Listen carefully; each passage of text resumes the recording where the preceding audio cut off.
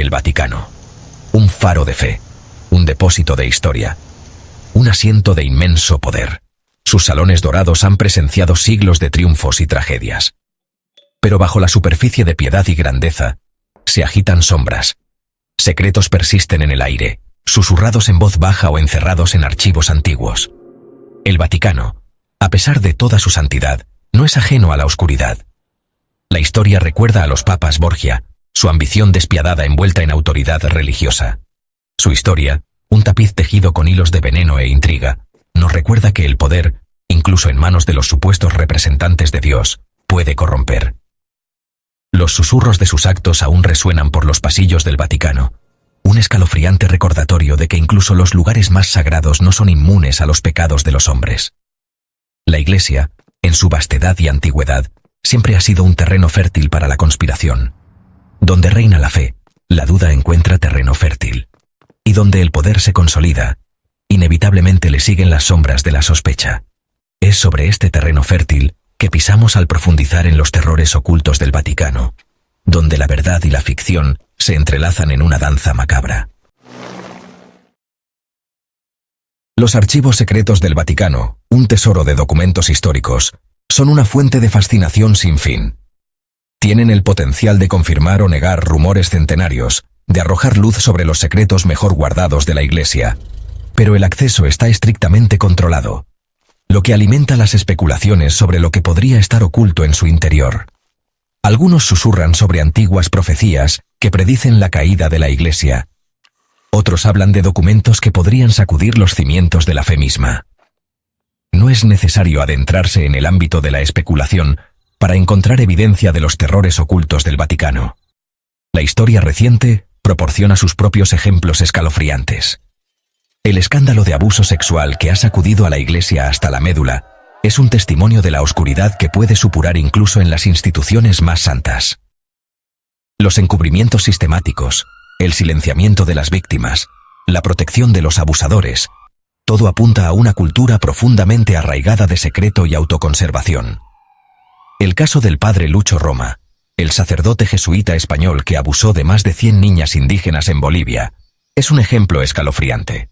La instrucción del Vaticano a los jesuitas bolivianos de compensar a las víctimas pero ocultar el diario de Roma, su propia confesión de sus crímenes, lo dice todo.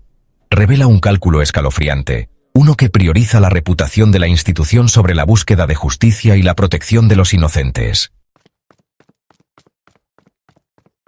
Quizás no sea una coincidencia que el Vaticano haya servido como telón de fondo para innumerables obras de suspenso e intriga. Desde Ángeles y Demonios de Dan Brown hasta mi propia novela Cónclave, los sagrados salones y los rincones sombríos del Vaticano proporcionan un terreno fértil para explorar temas de poder, fe y corrupción. La ficción en estos casos a menudo sirve como un espejo distorsionado, reflejando verdades incómodas sobre la institución del mundo real. La adaptación cinematográfica de Cónclave, ganadora del BAFTA en 2025, es un buen ejemplo. La película se adentra en el mundo secreto de un cónclave papal, donde los cardenales se reúnen para elegir un nuevo papa. Tras bambalinas, la ambición, la traición y los secretos guardados durante mucho tiempo hierven a fuego lento.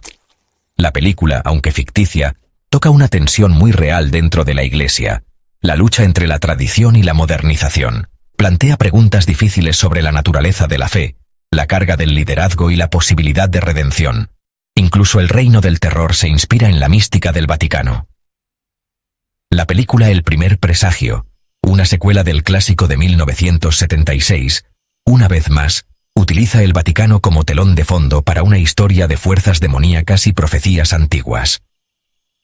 La exploración de la película del nacimiento del anticristo dentro de la propia Iglesia habla de un miedo primordial, la posibilidad del mal disfrazado de bien, de la oscuridad que acecha en el corazón de la fe. La respuesta del Vaticano a estos escándalos y los susurros de conspiración que lo rodean definirán su futuro. La transparencia y la rendición de cuentas son cruciales si la Iglesia quiere recuperar la confianza que ha perdido.